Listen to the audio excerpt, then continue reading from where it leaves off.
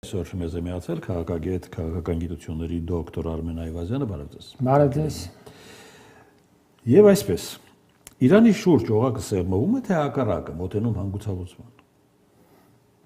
Օղակը սեղմված է Իրանի շուրջը 47 տարի է արդեն, 1979 թվականից սկսած։ Թրամփի օղակի մասին է խոսքը։ Այո, բայց բոլոր նախագահներն էլ Միացյալ Նահանգների, բոլոր վարչակազմերի օրոքել օղակը սեղմել են Իրանի շուրջը եւ ոչ ավելի։ Բայց չեն գնացել արճակատման։ Գնացել են արճակատման ուրիշների միջոցով, օրինակ հենց 80 թվականին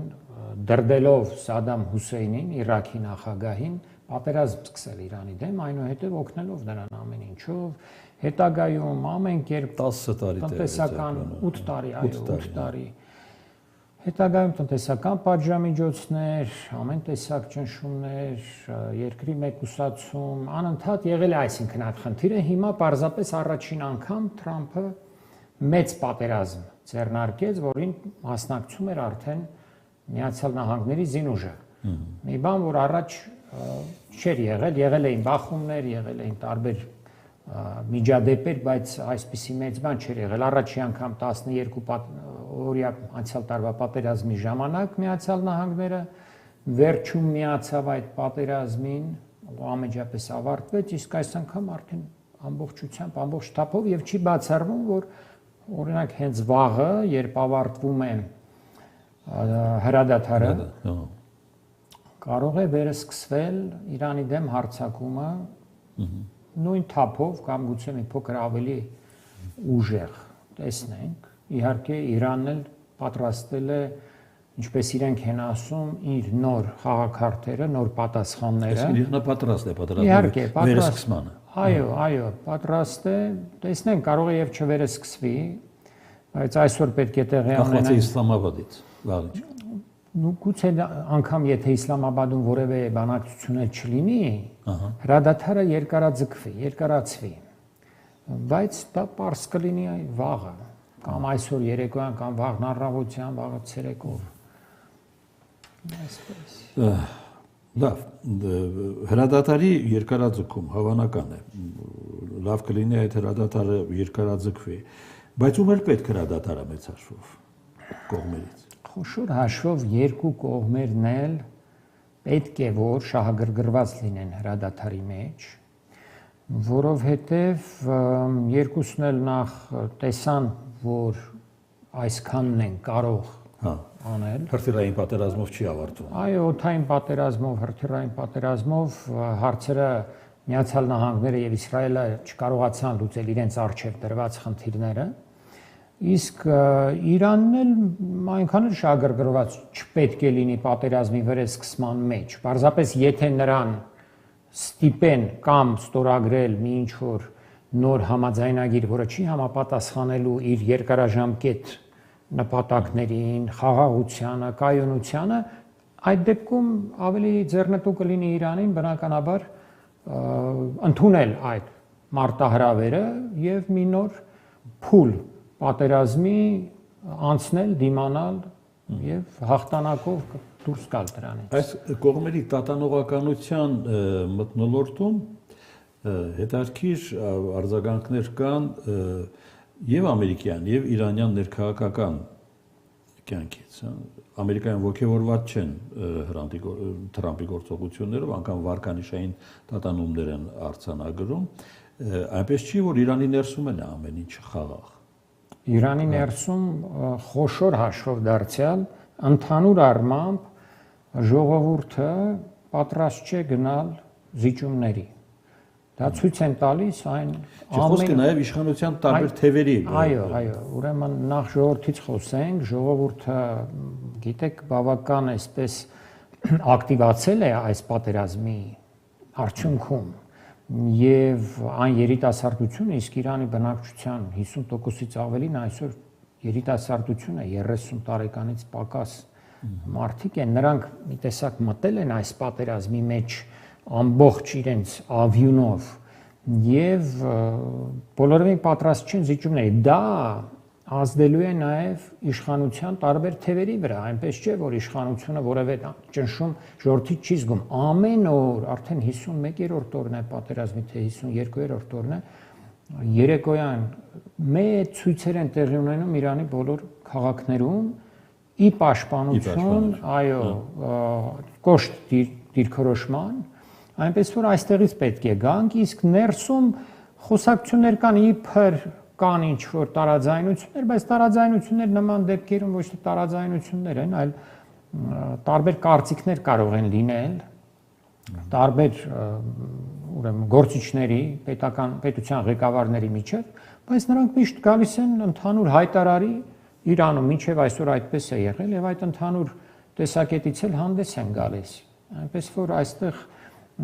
Իրանում շատ ավելի բարվոք է իրավիճակը, քան Միացյալ Նահանգներում, որտեղ Թրամփի վարկանիշը կտրուկ անկում է ապրել,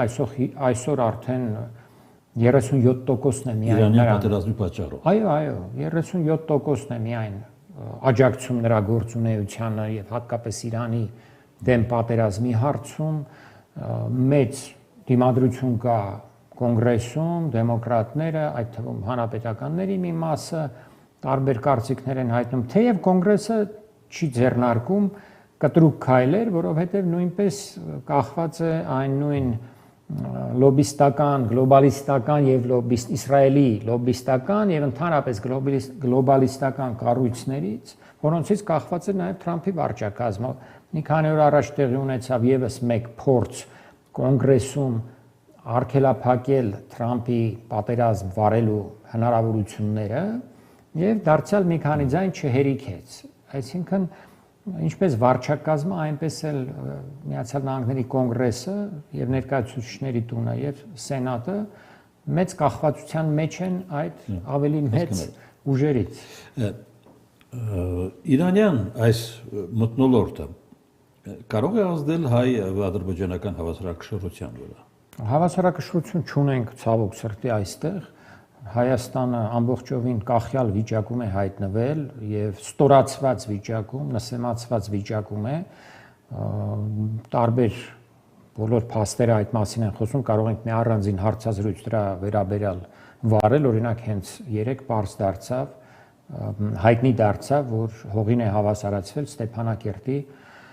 մայր տաճարը։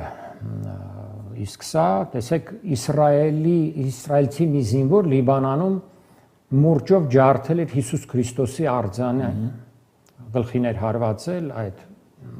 լուսանկարը կար, կարծեմ նույնիսկ տեսանյութը կար, բայց եւ մեծ աղմուկ բարձրացավ ամբողջ աշխարհում։ Իսկ այստեղ Արցախում հողին են հավասարացվում հայկական մշակույթի, եկեղեցիների, գերեզմանոցների հետքերը ամբողջությամբ տեղի ունենում մի մեծ մշակութային ցեղասպանություն եւ որևէ մեկը ոչ հենց առաջին հերթին Հայաստանի իշխանությունը որևէ ծպտուն այդ մասին չի հանում, ինչ հավասարակշռության մասին կարելի է խոսել։ Մեզ որոշ չափով Իրանի հզորությունը ես հասկանում եմ վերաբերում է բանացային օրակարգի ներկայիս մթնոլորտին։ Ուրեմն այդ հավասարակշռությունը, եթե կոչենք այդպես, գալիս էր ավելի շատ Իրանի ամուր լինելուց, որը թույլ չէր տալիս Ադրբեջանին ամբողջությամբ այստեղ ոչ թե այսինքն տերմինի հարց էր, կարծում եմ ինչ պետք է լինի Իրանի հետ, Իրանը պետք է դիմանա եւ կարծում եմ կդիմանա, լինի պատերազմ, թե չլինի նոր պատերազմ իր դեմ, Իրանը պետք է դուրս գա դրանից, բոլոր տվյալները ցույց են կարգով, այո, իր տարածքը պահպանելու է, իր զինված ուժերը պահպանելու է եւ դուրս է գալու այդ իրավիճակից, ճիշտ է, մեծ տնտեսական ենթակառուցվածքային արդյունաբերության կորուստներով, որովհետև այն հարվածները, որ արդեն իսկ ստացել է, բավականին հզոր են, հաշվարկներ տարբեր կան, նույնիսկ մի հաշվարկով ասում են $100 միլիարդ վնաս է կրել Իրանը, եւ եթե լինի երկրորդ փուլը, բնականաբար կարող է այդ վնասը կրկնապատկվել, բայց այնուամենայնիվ որպես պետություն, որպես ազգ, ժողովուրդ դուրս կգա այդ իրավիճակից Իրանը, եւ կարծում եմ դրանով մենք մեծապես շահած կլինենք։ Այստեղ ուրիշ խնդիրներ են։ Իրանը արդեն որոշ չափով ունի նախաձեռնություն այս պատերազմում, քանի որ առաջին անգամ իր վերահսկողությունն է հաստատել Հորմուզի նեղուցի վրա։ Իսկ այդ Հորմուզի նեղուցը իրեն հնարավորություն է տալիս վերահսկել աշխարհի նավթի 20%-ը։ Աշխարհի ինքը Այո, բայց մինչ այդպիսի լծակ իր ձեռքին չունեցել։ Տեսեք, նավթի 20%-ը, ուրեմն հեղուկացված գազի մոտ 25%-ը, պարարտանյութերի մոտ 30%-ը ահռելի ազդեցության լծակ է իր ձեռքին վերցրել, եւ ես կարծում եմ որևէ պարագայում այդ լծակը ձեռքից բաց չի թողնի, քանի դեռ իր նախապայմանները կամ պայմանները չեն բավարարվի Միացյալ Նահանգների կողմից։ Այդ առումով շատ հեռու են կողմերը միմյանցից իրենց բանակցային դիրքերով, շատ հեռու են ու որպեսի մի ինչ-որ ընդհանուր հայտարարի գան, մի միջանկյալ թեկուզ լուծման գան, բավական երկարատև բանակցություններ են պետք, ոչ թե այնպես ինչպես Թրամփը հայտարարում է, եթե մինչև վաղը չեմիսօրը այսպես չկնքենք պայմանագիր, գործարք չկնքենք, ինչպես ինքն է անվանում անգլերենով deal, ուրեմն ես նորից հարձակում կսկսեմ։ 1-2 օրվա հարց չէ, նույնիսկ 1 շաբաթվա, 2 շաբաթվա հարց էլ չէ։ Նախորդ պայմանագիրը, որ կնքվեց 2015 թվականին, մոտ 18 ամիս տեղի էին ունեցել բանակցություններ, շատ ծանր բանակցություններ։ Լավրովը ասում է, եթե վերադառնան այդ կետին, կլինի հաջողություն։ Այո, բայց այդ դեպքում Թրամփը չի կարող արդարանալ իր հասարակության առջև, իր ընտրողների առջև, ինչ է ասելու։ Ես մի մեծ պատերազմ սկսեցի, զոհվեցին ամերիկացի զինվորականներ, մեծագույն կորուստներ տվեցինք, $100 միլիարդ ավել գումար է արդեն իսկ ծախսվել, ուրեմն այդ ամեն ինչի համար, որ վերականգնվի 2015 թվականի պայմանագիրը, որի ինքն էր հրաժարվել 2018 թվականին։ Այնպես որ այստեղ իր քաղաքական հեղինակության հարցն էլ կա, որը նա պետք է փորձի ինչ որ լրացուցիչ բան ստանալ Իրանից, որը շատ բարդ է լինելու։ Լրացուցիչ բան ստանալու դիմաց Իրանն էլ նրանից պահանջելու է լրացուցիչ մեկ ուրիշ բան։ Այնպես որ բարդ իրավիճակ է, առաջիկայում շուտով այսպես լուծվող հարց չէ սա, այս հարցը ձգվելու է անպայման,